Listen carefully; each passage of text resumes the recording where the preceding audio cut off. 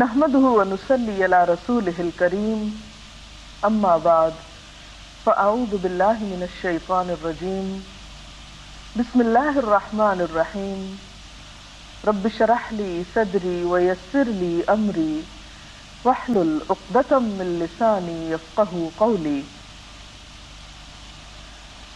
ناظرین، ہماری آج کی گفتگو کا موضوع ہے روزے کو نقصان پہنچانے والے امور، یعنی وہ کون سے کام ایسے ہیں، کون سی چیزیں ایسی ہیں کہ جن کے کرنے سے روزہ یا تو ٹوٹ جاتا ہے، ختم ہو جاتا ہے، یا پھر مکروہ ہو جاتا ہے۔ سب سے پہلی بات اس ضمن میں یہ ہے کہ کوئی بھی چیز اگر انسان جان بوجھ کر اپنے حلق سے اسٹمک تک لے جائے تو اس سے روزہ ختم ہو جاتا ہے۔ اسی طرح ان دو اہم چیزوں کے علاوہ کچھ اور چیزیں ایسی ہیں جو روزے کی خرابی کا یا روزے کے نقصان کا سبب بنتی ہیں۔ ان میں مثلاً کان اور ناک میں اس طرح دوا ڈالنا کہ اس کا اثر حلق سے نیچے تک چلا جائے، یا وہ دوا کان اور ناک کے راستے سے حلق کو پار کرتی ہوئی معدے تک پہنچ جائے۔ یعنی ایک چیز آپ نے کھائی نہیں، لیکن ناک کے راستے وہ وہی عمل کر رہی ہے جو منہ کے راستے کوئی چیز معدے میں داخل کرنے سے ہوتی ہے۔ لیکن اگر کوئی دوا حلق تک نہیں پہنچتی، یا کوئی چیز آپ کان میں ڈالتے ہیں اور وہ حلق تک نہیں جاتی یا حلق سے معدے تک نہیں جاتی، تو اس میں حرج نہیں ہے۔ حضرت حسن رضی اللہ تعالیٰ عنہ فرماتے ہیں روزہ دار کے لیے ناک میں دوا ڈال لینے میں حرج نہیں اگر وہ حلق تک نہ پہنچے۔ یعنی بعض دوائیں تھک ہوتی ہیں یا صرف ظاہری حصے پر لگائی جاتی ہیں یا شروع کے حصے میں ہی لگائی جاتی ہیں، تو اس سے روزے کو نقصان نہیں ہوتا۔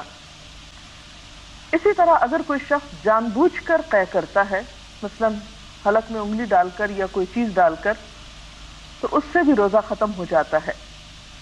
حضرت ابو ہریرہ رضی اللہ تعالی عنہ سے روایت ہے کہ رسول اللہ صلی اللہ علیہ وسلم نے فرمایا جس روزہ دار کو خود بخود قے آئے اس پر قضا نہیں ہے، البتہ جو روزہ دار قصداً قے لائے یعنی جان بوجھ کر قے لائے وہ قضا روزے رکھے۔ اسی طرح کلی کرتے ہوئے اگر حلق میں پانی چلا جاتا ہے اور حلق سے اندر چلا جاتا ہے تو اس سے بھی روزہ ٹوٹ جاتا ہے۔ حضرت لقیط بن صبرہ سے روایت ہے کہ میں نے کہا یا رسول اللہ صلی اللہ علیہ وسلم، وضو کے بارے میں مجھے کچھ بتائیے۔ آپ نے فرمایا وضو پورا کرو، انگلیوں کے درمیان خلال کرو اور ناک میں اچھی طرح پانی ڈالو، لیکن اگر روزہ ہو تو پھر ایسا نہ کرو، کیونکہ اس میں اندیشہ یہ ہے کہ پانی حلق سے معدے میں پہنچ جائے گا۔ اسی طرح کوئی ایسی چیز انسان نگل لے جو عادتاً کھائی تو نہیں جاتی لیکن نگل کر معدے تک پہنچ جاتی ہے تو اس سے بھی روزہ ٹوٹ جاتا ہے۔ مثلا کسی قسم کی کوئی لکڑی یا لوہے کا کوئی ٹکڑا یا کوئی کچا دانہ وغیرہ، یعنی وہ چیزیں جو عام طور پر کھانے کے لیے استعمال نہیں ہوتی لیکن انسان ان کو حلق تک لے جاتا ہے اور وہاں سے معدے تک وہ پہنچ جاتی ہیں، تو ایسی چیزیں بھی روزے کو فاسد کر دیتی۔ اسی طرح بعض اوقات انسان اگر بھول کر کچھ کھا پی لیتا ہے اور وہ پھر یہ سمجھے کہ اب روزہ تو ختم ہی ہو گیا اور پھر جان بوجھ کے کچھ ساتھ شامل کر لے تو اس سے بھی روزہ ٹوٹ جاتا ہے۔ یعنی صرف بھول کر کھانے سے تو روزہ نہیں ٹوٹتا، لیکن کچھ بھول کر کھایا ہو اور کچھ اور ساتھ شامل کر لیا جائے تو اس سے روزے کا نقصان ہو جاتا ہے۔ پھر اسی طرح دن باقی ہو اور انسان یہ سمجھے کہ شاید سورج غروب ہو چکا ہے اور کچھ کھا لے، یا کوئی اور آواز سن رہا ہو اور اسے شبہ یہ ہو کہ شاید مغرب کی اذان ہو رہی ہے اور اس طرح وہ کچھ کھا لے اور یہ خواہ 5 منٹ پہلے بھی افطار کے ہو تو اس سے بھی روزہ ختم ہو جاتا ہے، اس روزے کی بھی قضا دینا ہوگی۔ پھر اسی طرح ہم دیکھتے ہیں کہ ان تمام چیزوں سے جب روزہ ٹوٹتا ہے تو وہ روزہ جو جان بوجھ کے توڑا جاتا ہے بغیر کسی عذر کے، اس میں صرف قضا ہی نہیں، اس کا کفارہ بھی ہوتا ہے۔ اس کا کفارہ کیا ہے؟ ایک غلام آزاد کرنا، اور اگر غلام نہ ہو تو 60 روزے متواتر رکھنا کہ بیچ میں ناغہ نہ ہو، اور اگر پھر ناغہ کر دیا تو شروع سے پھر 60 روزے رکھنا ہوں گے، یعنی ابتدا سے اسے پھر شروع کرنا ہوں گے اور پورے 60 کرنا ہوں گے۔ اور اگر کسی شخص میں یہ استطاعت نہ ہو تو پھر 60 مسکینوں کو 2 وقت پیٹ بھر کر کھانا کھلائے، تو یہ جان بوجھ کر توڑنے والے روزے کا کفارہ ہوگا۔ اب کچھ چیزیں ایسی ہیں کہ ان سے روزہ ٹوٹتا تو نہیں لیکن مکروہ ضرور ہو جاتا ہے۔ ان میں خاص طور پر ایسے اعمال جن کا تعلق اخلاق سے ہے، مثلا جھوٹ اور غیبت۔ حضرت ابو ہریرہ رضی اللہ تعالی عنہ سے روایت ہے، قال قال رسول اللہ صلی اللہ علیہ وسلم من لم يدع قول الزور والعمل به فليس لله حاجة ان يدع طعامه وشرابه۔ حضرت ابو ہریرہ رضی اللہ تعالی عنہ سے روایت ہے کہ رسول اللہ صلی اللہ علیہ وسلم نے فرمایا، جو شخص روزہ رکھ کر جھوٹ بولنا اور اس پر عمل کرنا نہ چھوڑے تو اللہ تعالیٰ کو اس بات کی کوئی حاجت نہیں کہ وہ کھانا پینا چھوڑ دے۔ روزے میں لڑنا جھگڑنا، گالی دینا، خواہ وہ کسی انسان کو ہو یا کسی بے جان چیز کو، ایسی تمام چیزوں سے بھی روزہ مکروہ ہو جاتا ہے اور روزہ اپنا اجر و ثواب کھو بیٹھتا ہے۔ اس سلسلے میں حضرت ابو ہریرہ ہی کی روایت ہے، عن ابی ہریرہ قال قال رسول اللہ صلی اللہ علیہ وسلم لیس الصیام من الاکل والشرب انما الصیام من اللغو والرفث فإن سابك أحد أو جهل عليك فلتقل إني صائم إني صائم۔ حضرت ابو ہریرہ رضی اللہ تعالی عنہ کہتے ہیں کہ رسول اللہ صلی اللہ علیہ وسلم نے فرمایا، روزہ کھانے پینے سے رکنے کا نام نہیں بلکہ بیہودہ اور فحش کاموں سے رکنے کا نام ہے۔ یعنی روزے کی اصل روح صرف کھانے پینے کا پرہیز نہیں بلکہ بیہودہ گفتگو سے پرہیز ہے، غلط کاموں سے بچنا ہے۔ لہذا اگر روزہ دار سے کوئی گالی گلوچ کرے یا جہالت سے پیش آئے، یعنی لڑائی جھگڑا کرے، تو اسے کہہ دینا چاہیے میں روزے سے ہوں، میں روزے سے ہوں۔ اگرچہ اس بات کا اہتمام رمضان میں بطور خاص کرنا چاہیے، لیکن عام دنوں میں بھی اہل ایمان کی صفت قرآن پاک میں جو بتائی گئی ہے وہ کیا ہے کہ وَإِذَا خَاطَبَهُمُ الْجَاهِلُونَ قَالُوا سَلَامًا، کہ جب کچھ لوگ ان سے جہالت برتتے ہیں، جاہل ان سے کلام کرتے ہیں تو وہ کہہ دیتے ہیں سلام ہو تم پر۔ تو اس سے پتہ چلتا ہے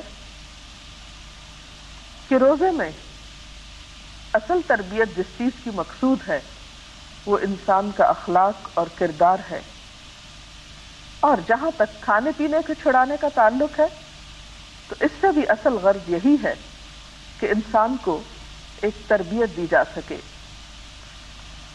اس کے علاوہ کچھ چیزیں ایسی ہیں کہ جن کو اگر بلا ضرورت کیا جائے تو اس سے بھی روزہ مکروہ ہوتا ہے، مثلا کوئی نمک وغیرہ چکھ کر یا کوئی بھی چیز چکھ کر تھوک دینا جبکہ اس کی کوئی خاص ضرورت نہ ہو۔ اس کے ساتھ ہی مناسب معلوم ہوتا ہے کہ کچھ ایسی چیزوں کا بھی ذکر کر دیا جائے کہ جن سے نہ تو روزہ ٹوٹتا ہے اور نہ ہی مکروہ ہوتا ہے، لیکن عام طور پر لوگوں کے دل میں بار بار سوال اٹھتے ہیں کہ کیا ہمارا یہ عمل درست ہے؟ ان میں سب سے پہلی چیز مسواک ہے۔ مسواک کرنے سے روزہ ٹوٹتا بھی نہیں اور مکروہ بھی نہیں ہوتا۔ ایک حدیث میں آتا ہے عن عامر ابن ربیعہ قال رأيت النبي صلى الله عليه وسلم يستاك وهو صائم ما لا احصي او اعد۔ حضرت عامر بن ربیعہ کہتے ہیں میں نے نبی صلی اللہ علیہ وسلم کو روزے کی حالت میں اتنی مرتبہ مسواک کرتے دیکھا کہ گن نہیں سکتا۔ اس سے ایک اور خاص بات یہ پتہ چلتی ہے کہ روزے کی حالت میں بطور خاص اپنے منہ کی صفائی کا دھیان رکھنا چاہیے، کیونکہ روزے سے منہ میں ایک خاص بسام پیدا ہوتی ہے جو بعض اوقات دوسروں کے لیے تکلیف کا سبب ہو سکتی ہے۔ اسی لیے ہم دیکھتے ہیں کہ نبی صلی اللہ علیہ وسلم عام دنوں میں بھی مسواک کا بہت اہتمام کرتے، لیکن روزے میں بطور خاص۔ اسی طرح آنکھوں میں سرما ڈالنے سے یا سر میں تیل لگانے سے بھی روزے پہ کچھ اثر نہیں پڑتا۔ قال ابن مسعود اذا كان صوم احدكم فليصبح دهينا مترجلا۔ حضرت عبداللہ بن مسعود فرماتے ہیں کہ جب تم میں سے کوئی روزہ دار ہو تو اسے تیل کنگھی کر لینا چاہیے، یعنی اپنی حالت سنوار کر رکھنا چاہیے۔ اسی طرح خوشبو سونگھنے سے، کوئی پرفیوم وغیرہ کی سونگھنے سے یا لگانے سے روزہ نہیں ٹوٹتا۔ گرمی کے پیاس اور موسم کی شدت کی وجہ سے اگر کوئی شخص بار بار نہاتا ہے یا سر پہ پانی ڈالتا ہے تو اس سے بھی روزے پر اثر نہیں پڑتا۔ حضرت ابو بکر بن عبد الرحمن کہتے ہیں کہ نبی صلی اللہ علیہ وسلم کے صحابہ میں سے کسی نے کہا کہ میں نے آپ صلی اللہ علیہ وسلم کو دیکھا کہ آپ روزے میں گرمی یا پیاس کی وجہ سے سر پہ پانی بہا رہے تھے، اور آپ جانتے ہیں کہ عرب کی گرمی جو ہے وہ ہمارے ہاں کی گرمی سے بہت شدید ہوتی ہے اور گرمیوں کے روزے کافی سخت ہوتے ہیں۔ تو ایسی صورت میں اگر انسان اپنے روزے کی شدت میں کمی کے لیے کچھ پانی کا استعمال کرتا ہے جو حلق کے اندر نہیں جاتا، نہیں اترتا، تو حرج نہیں۔ اسی طرح اگر انجیکشن لگوانا پڑے جس میں دوا ہو اور وہ دوا اسٹمک تک نہ جائے تو اس میں بھی حرج نہیں۔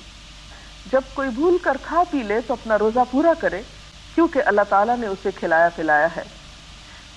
اسی طرح اگر حلق میں بے اختیار دھواں یا گرد و غبار یا مکھی وغیرہ چلی جائے جس میں انسان کا اپنا کوئی ارادہ نہ ہو تو اس سے بھی روزے پہ اثر نہیں پڑتا۔ اسی طرح کان میں نہاتے ہوئے پانی چلا جائے اور انسان کا کوئی ارادہ نہ ہو اس پانی کے اندر ڈالنے کا، اور کس کا ارادہ ہو سکتا ہے کان میں پانی ڈالنے کا سوائے کسی ناسمجھ کے، تو ایسی صورت میں بھی روزے پر کوئی اثر نہیں پڑتا۔ اگر خود بخود قے آ جائے تو اس میں بھی حرج نہیں۔ اسی طرح دانتوں سے اگر خون نکلے مگر حلق میں نہ جائے تو بھی روزے میں خلل نہیں آتا۔ اسی طرح اگر کوئی شخص غسل کی ضرورت رکھتا ہے لیکن پہلے سحری کھا لیتا ہے اور بعد میں نہاتا ہے تو بھی روزے پر اثر نہیں پڑتا۔ انسان کے منہ میں جو لعاب دہن ہے اگر وہ حلق سے معدے تک چلا جائے تو اس سے بھی روزے کو نقصان نہیں ہوتا۔ پشنا لگوانے کے بارے میں نبی صلی اللہ علیہ وسلم کا طرز عمل کچھ یوں پتہ چلتا ہے۔ بخاری کی روایت ہے، حضرت ابن عباس کہتے ہیں کہ آپ صلی اللہ علیہ وسلم نے روزے کی حالت میں پشنے لگوائے، اور پشنے کیا ہوتے ہیں کہ علاج کے طور پر سوئی سے یا بلیڈ سے یا اس طرح سے جسم کے حصے کا کچھ خون نکالا جاتا ہے جو کہتے ہیں کہ گندا خون ہوتا ہے اور اس کے نکالنے سے صحت ہوتی ہے، تو ایسے عمل سے بھی روزہ نہیں ٹوٹتا۔ اسی طرح اگر کوئی شخص بلڈ ڈونیٹ کرنا چاہتا ہے کسی ایمرجنسی کی صورت میں اور اس کے لیے جسم میں نیڈل ڈالنے کی ضرورت ہے تو اس سے بھی روزے پر اثر نہیں پڑتا۔ بہرحال یہ کچھ امور تھے جو روزے کی صحت سے متعلق تھے۔ اللہ تعالیٰ سے دعا ہے کہ وہ ہمیں اس طرح رمضان گزارنے کی توفیق دے کہ واقعی ہمارے روزے اور باقی عبادات اس کے ہاں مقبول ہوں۔ اس کے ساتھ ہی ہمارے آج کے پروگرام کا وقت ختم ہوتا ہے، اجازت چاہتے ہیں۔ اللہ حافظ۔